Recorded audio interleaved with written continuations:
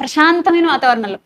ఎప్పుడు ఉంటుందంటే అది స్త్రీలకి భర్త పిల్లలు ఎవరి పనులు కాళ్ళు వెళ్ళిపోయినప్పుడు, అయితే తెల్లారుజామునైనా, లేదా అందరూ పడుకున్న తర్వాత అయినా, లేదా ఇంకొక గ్రేస్ పీరియడ్ ఉంటుంది మనకి. గ్రేస్ పీరియడ్ ఏంటంటే మధ్యాహ్నం పూట సాయంత్రం పిల్లలు ఇంటికి రాకముందు మనకేమో మనసంతా ఇంటికి వచ్చాక వాళ్ళు వచ్చాక దోశలు వేసి పెట్టాలా, అటుకులు వేసి పెట్టాలా, ఇడ్లీలు వేసి పెట్టాలా, బజ్జీలు వేసి పెట్టాలా అనుకుంటానే ఉంటాం. అలాంటి పనులు ఏమైనా ఉంటే చేసేసుకొని ప్రశాంతంగా కూర్చునండి.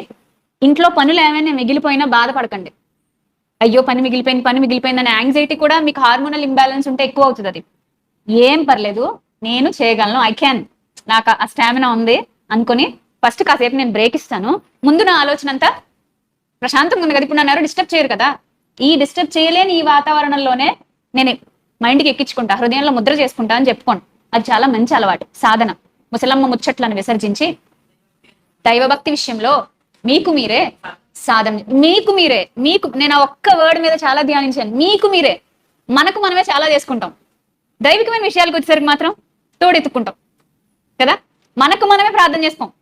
ఎవరైనా గొప్ప ప్రేయర్స్ చేసే వాళ్ళు వచ్చారు, సేవకులు వచ్చారు అనేసరికి మాత్రం మాకు ప్రార్థన చేయండి బాబాయ్య ప్రార్థన చేయండి బాబాయ్య అంటాం. అసలు ఏంటి, మనకు మనమే చాలా చేసుకునేటప్పుడు మనకు మనమే దేవుని దగ్గర సాధన చేసి ఆయన పాదాలు పట్టుకుంటే ఆయన ఇవ్వడం. మీలో ఎవరికైనాను జ్ఞానము కొదువుగా ఉన్నదా, ఒకవేళ ఉన్నాడలా అడగండి, అడిగితే ధారాళం అండి.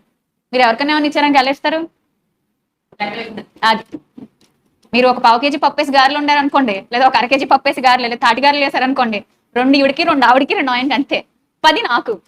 సాధారణంగా ఎవరికైనా ఉండేదే, మనం ఇస్తేనండి ఎప్పుడు కూడా మన వరకు మనం చూసుకుని ఇస్తామండి. ప్రభు ఇస్తే కనుక ఎలా ఇస్తాడో తెలుసా, ధారాళంగా ఇస్తాడు. అందుకే మనుషులు ఇచ్చే చాలా తక్కువ ఉంటుంది. ప్రభు మనుషులు ఇస్తే చేయి చిన్నది, నాకు తక్కువ వస్తాయి. నువ్వు ఇచ్చే అనుకుని చేయి చాలా పెద్దదని, నువ్వు ఇచ్చేది నాకు కావాలి.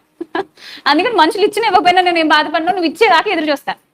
అలాంటి ఒక విశ్వాస స్థాయి మనకు ఉండాలి. ఇప్పుడు మనం పేతురు గారు రాసినటువంటి ఈ మాటలో మనం గనక